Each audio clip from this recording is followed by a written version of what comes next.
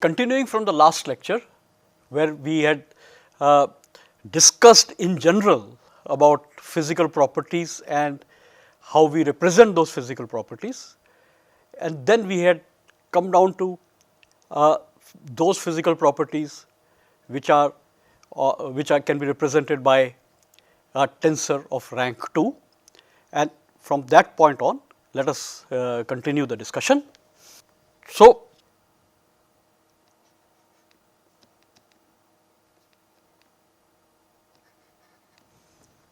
my P was the cause vector and Q is the response vector and T is the property tensor of rank 2. So, rank 2 means I will have 9 components of this property tensor. So, this equation, this relation could be expanded to write all the 3 components of Q in terms of the 3 components of P. So, Q1 is the first component of the response vector, can be written as T11 P1 plus T12 P2 plus T13 P3. Q2 T21 P1 plus T22 P2 plus T23 P3. Q3 becomes T31 P1 plus T32 P2 plus T33 P3. So, I have 3 equations for the 3 components here.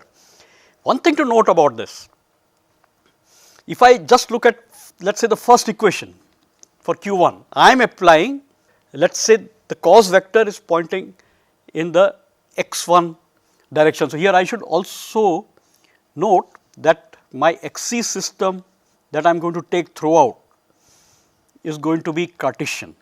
So, x1, x2, x3. So, if there is a vector P, it has 3 components, P1 along x1, P2 along x2, P3 along x3. And now, if I look at that first equation, the Q1 is not just dependent on the component P1, it is also dependent on the component P2 which is at 90 degrees to it. It is also dependent on the component P3 which is at 90 degrees to it. Of course, it will only be dependent on P1 if T12 and T13 were 0. So, this brings to an important point that the force may be acting in one direction while the displacement is taking place in along a different direction. And here is where isotropic materials and anisotropic materials differ. If a material for isotropic materials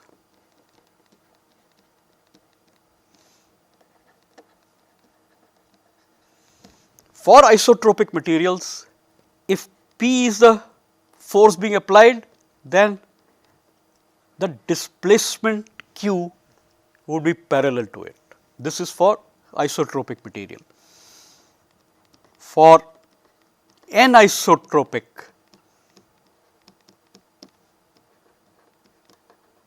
materials, this is not true. So, need not be parallel, Q need not be parallel to P. So, with this clear, we can also take a very simple mechanical analog to understand this.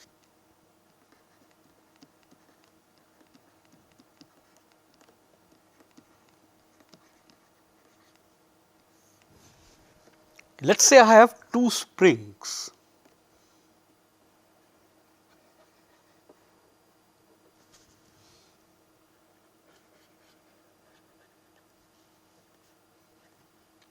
whose configuration they meet at point O, and at point O we hang a load P. and let us say that the two springs make equal angles to the vertical and the spring constants, one is K1, the other is K2. Now, I want to find out the displacement vector d0. So, let d0 be the displacement vector for point O. So, displacement vector at point O. So, we can do a force balance. Let us say the spring K1 or the spring 1 extends by d1 and spring 2 extends by d2, depending on what their values of spring constants K1 and K2. So, if I do a force balance vertically, then P should be equal to K1 d1, that will be the total force applied by the spring in its direction along the spring. Take the component, vertical component. So, K1 d1 cos theta plus K2 d2 cos theta for the second spring. So, I can write this as K1 d1 plus K2 d2 times cos theta. Now, if K1 equals K2, then both the springs will extend by the same amount. So, d1 would be equal to d2, implies that d0, the displacement vector, is going to be parallel to the force vector P. If K1 not equal to K2, let us say if K1 is less than K2, then in that case d1 would be greater than d2. The spring constant of spring 1 being smaller, it will have a more extension as compared to spring 2. And as a result, the point O will not move vertically down. So, the displacement vector would also be at some angle, and you can compute the angle as well. So, here is an example, a mechanical analog example showing that the response vector need not be parallel to the cause vector. Now, coming back to these three equations for defining the response with respect to the cause, I can write these equations more briefly, because we will have to write many of these equations. So, we have to have a nice notation in which we can write things compactly. So, component Q1 clearly can be written as j equals 1 to 3 summation over j equal to 1 to 3 T1j Pj. Q2 could be written as j equals 1 to 3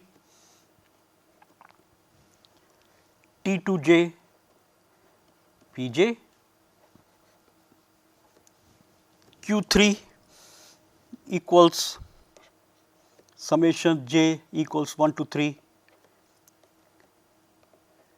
T3j Pj. Now, if I want to write it even more briefly, I could write this as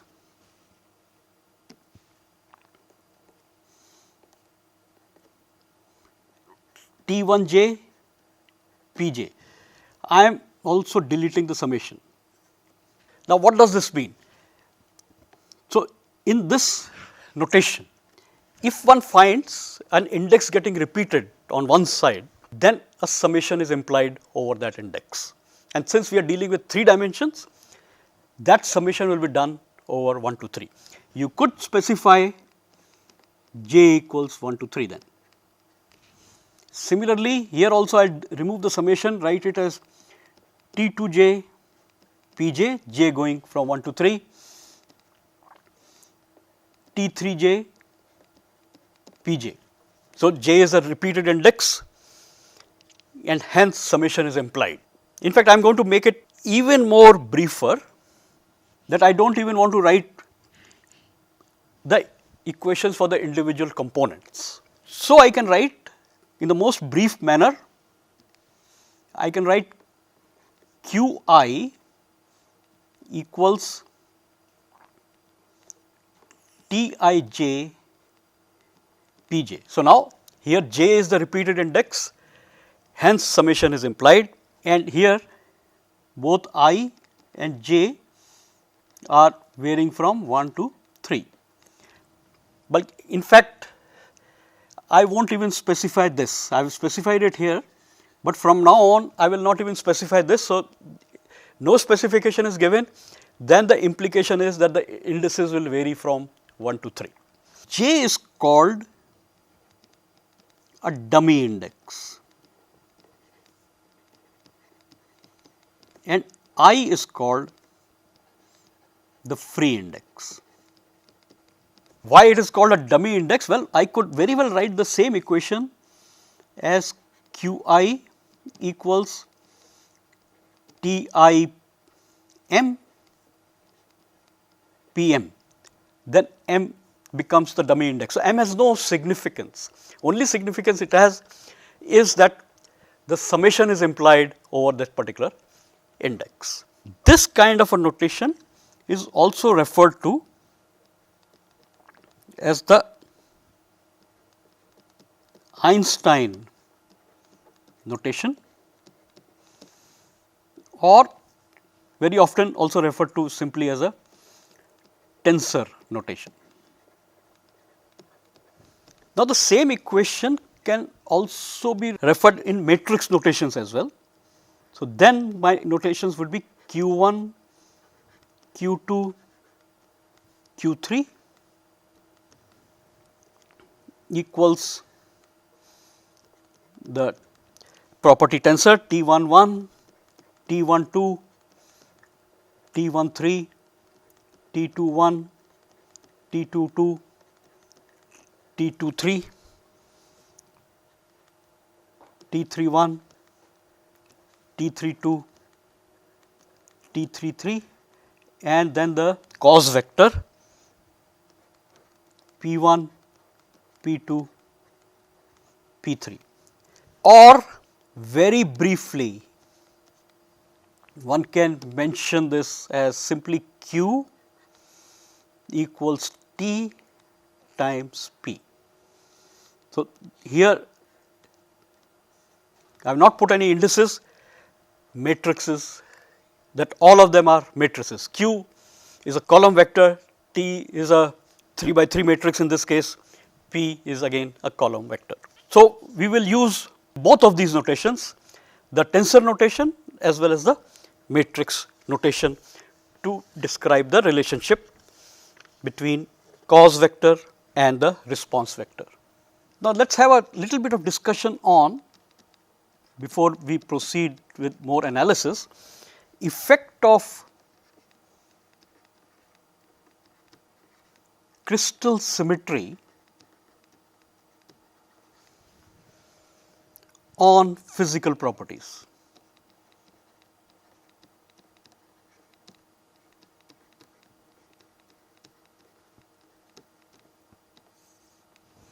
Here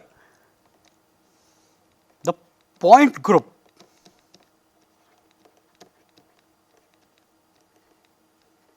of a crystal becomes important. And there is a principle that we need to look at carefully, referred to as the Neumann's principle.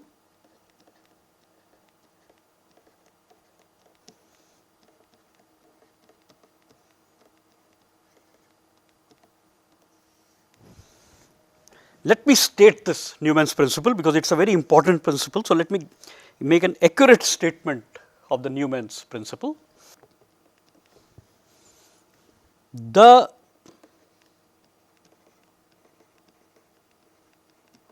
symmetry elements of a physical property of a crystal must include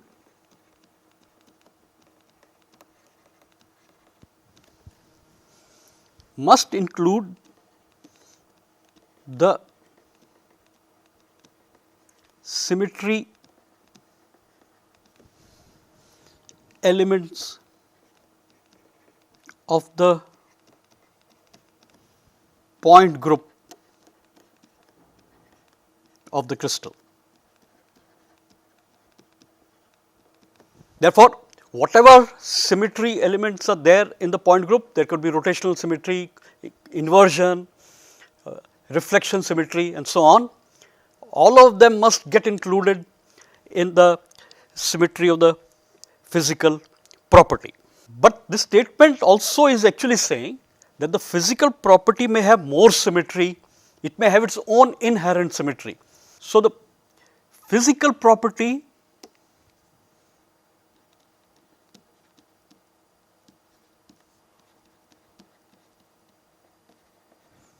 may have its own intrinsic symmetry, which means that if I look at symmetry of the physical property, it could be greater than or equal to the symmetry elements of the point group. One last thing before I conclude this lecture is we need to address this question: what is meant by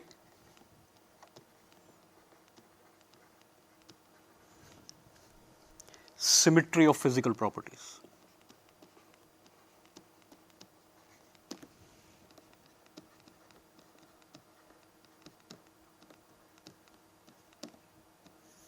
Actually, the answer is fairly straightforward. Let us say I measure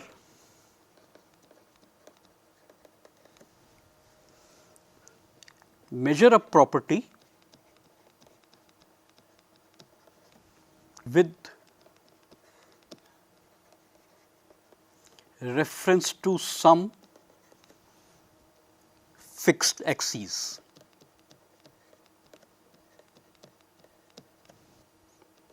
Now perform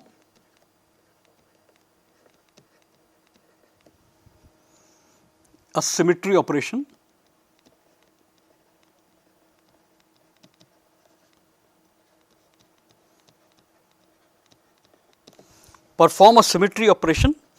For example, let us say a threefold rotation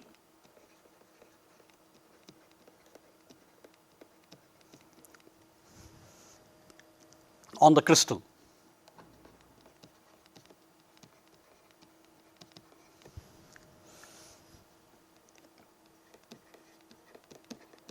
Again measure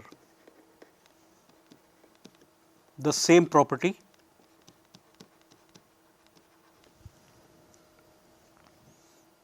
with reference to the fixed axis, which means that during the threefold rotation the fixed axes have not moved. And if the relation, after all, how do you measure physical properties? You will measure the physical property in terms of some measurable quantities, and the relation gives you the physical property between the cause vector and the response vector. So, if the relation between the measured quantities, so for example, it could be an applied electric field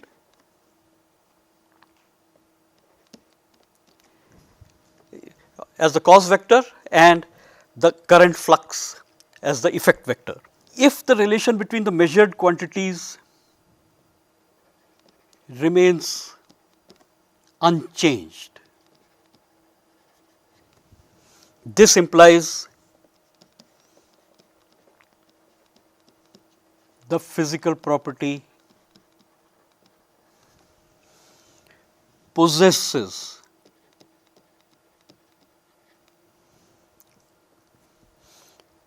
that particular symmetry element. So, if it was a threefold rotation, then we say that the physical property also has threefold rotation. Now, regarding physical property may have its own intrinsic geometry. As an example, for all second rank tensors, all second rank tensor properties are centrosymmetric.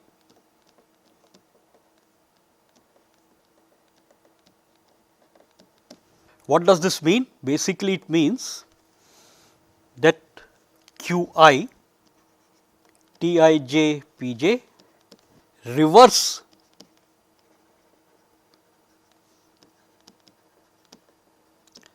direction of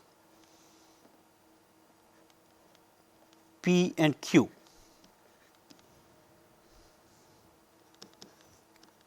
Tij remains unchanged.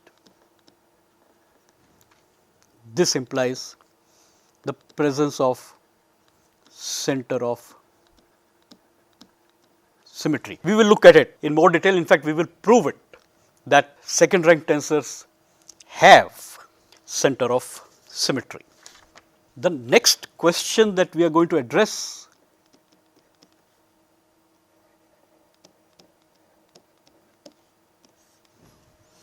is how does Tij transform